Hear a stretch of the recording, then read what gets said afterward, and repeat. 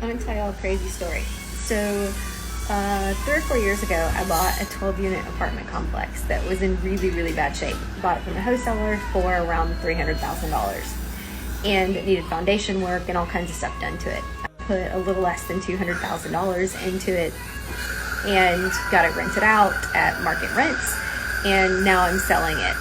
So I have around $500,000 in the property, and it's selling for $1.1 million. A couple weeks ago, we get almost closing day, and the title company calls and says, Heather, there's a $950,000 lien on the property.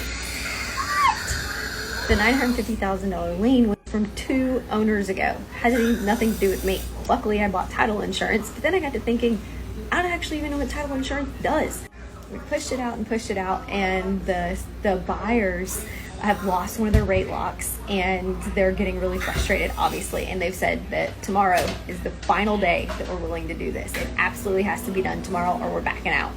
I've got my attorneys involved, all kinds of stuff is happening, and they still say we're closing tomorrow. So stay tuned and see if we actually get closed or we end up suing some people. So my closing for tomorrow has officially fallen apart.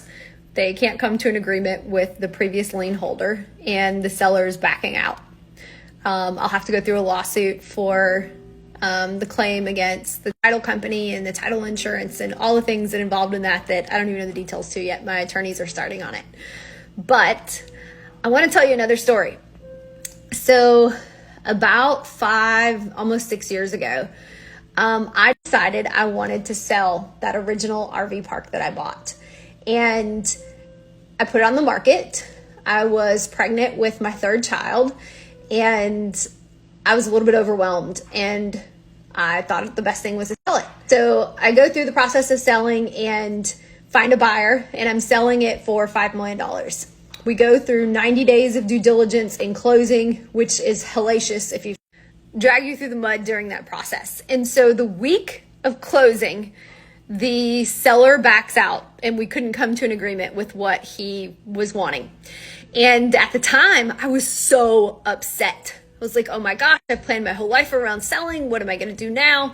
And I thought it was the worst thing that could have possibly happened. And 1 week after that, I found out that my ex-husband was having an affair.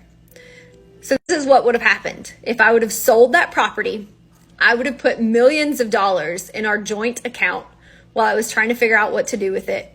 And then we would have gone through divorce because I found out he's having an affair, and I would have had to have given him half of that money.